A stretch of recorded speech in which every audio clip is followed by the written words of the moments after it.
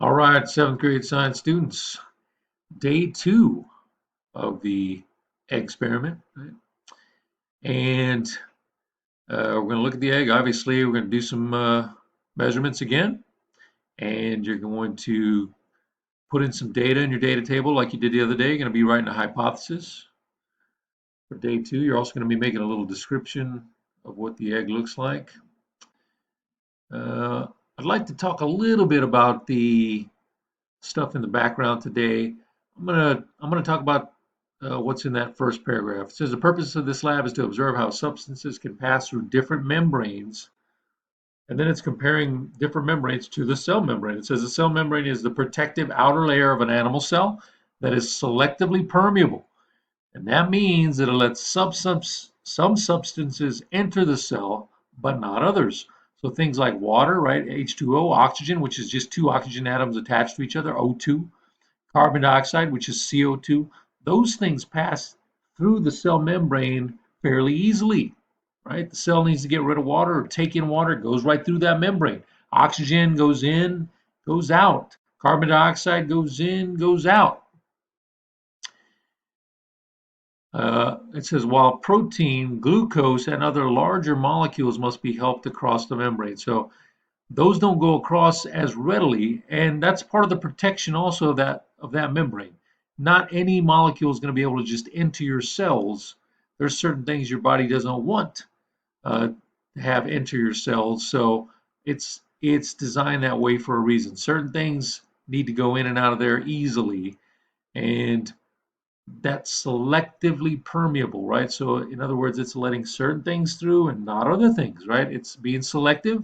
Permeable means it has tiny openings and those things pass through. It's not magic. There's tiny openings, right? Okay, so today is day two, right? It says we're going to pour off the vinegar and carefully remove the egg. We're going to use the data chart to record the circumference and mass. We're going to place the egg in a cup and pour just enough syrup, the corn syrup, to cover the egg. All right, so after 24 hours in the vinegar, and sorry that I didn't record in horizontal, but there you go. You can see still a lot of bubbles around the egg, a lot of foamy kind of residue at the top, floating on the top. And if you look at it from the top there, you can see that little reddish pinkish stripe. That's actually where there was the ink on the, not ink, but whatever they marked the egg with. Eggland's Best, it was the EG. Now I've washed off the egg, I've got it out of that residue, and look what it did. The vinegar did a number on that shell, didn't it?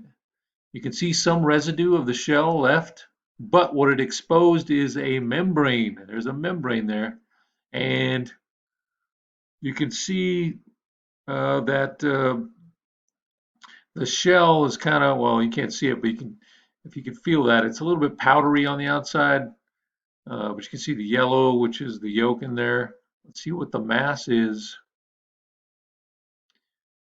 Look at that, 75 grams. That is a big gain in mass, guys. We need to record that.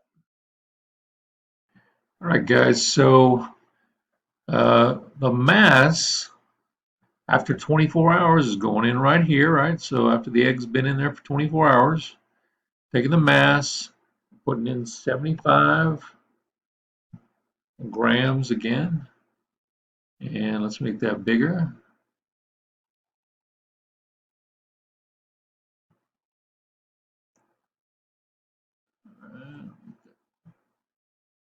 G a little smaller. Okay. And this is what we're also going to enter. I'm just going to hit copy so it comes out the same size in here. 75 grams in there because that's going to be the beginning mass for our corn syrup, right? Okay, so now we're going to do the circumference. I'm wrapping the piece of yarn around the center of that egg. Try to get the best estimate I can on this circumference. I'll lay it down on the ruler on the centimeter side, and my finger's in the way there, but let me move that. And about 15.7 centimeters. We're going to go with that. All right, so in the circumference was 15.7 centimeters, and I already typed that in to see if it would fit. And so I'm just pasting in what fit there. It's hard to get that in the same size as the other one because I've got the decimal. So that's our circumference after it was in the vinegar. It's also the circumference we're starting off today with, right? So I'm going to paste that right in there too. And let me see, stretch that out a little so that it'll fit. All right, so how many of you predicted that the egg would be able to do this after 24 hours in vinegar?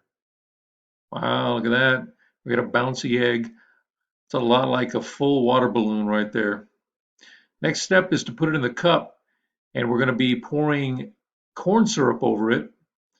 Corn syrup's used for a lot of different things. Usually it's baking or making candy, something like that. It's sweet because it's derived from corn. It's the same kind of stuff that they use to sweeten a lot of different things.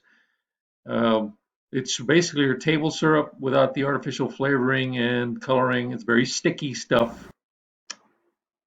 Okay, so now we are going to write that description and the hypothesis for day 2. It says describe how the egg is different today than it was yesterday when we placed it in the vinegar. That's a pretty easy description, right? Just a sentence or two would be good enough right there. And then your hypothesis, if I place the egg in corn syrup for 24 hours, then, and then you just tell me what you think is going to happen.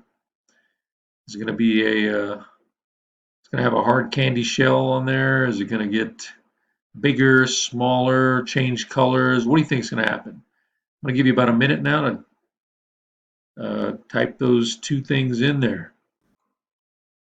All right, so I'm going to pour the corn syrup over the egg. Notice I'm not using that same glass cup. And when we're in the lab, usually I don't use the beaker because that corn syrup is so sticky and messy that it's really hard to clean. So after we're done with this day and I take the egg out, I'll probably just throw that cup away. I don't want to have to clean it. It's just a plastic cup and I'll just get rid of it. So we're just pouring that corn syrup. Notice how thick it is. Like I said before, used to sweeten things.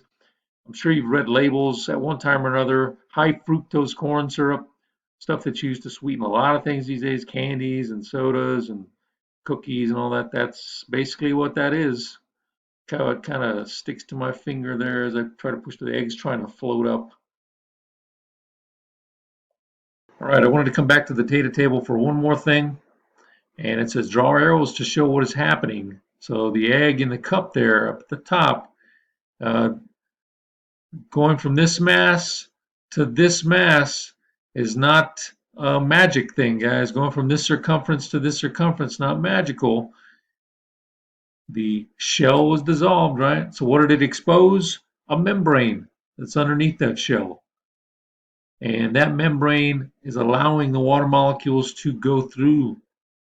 And that's how you got the gain in mass here. Right? So how would we draw arrows? I think the easiest thing is to, here's one that says select line. There's arrows. And I would just draw them like that. Let's do another one. And one more.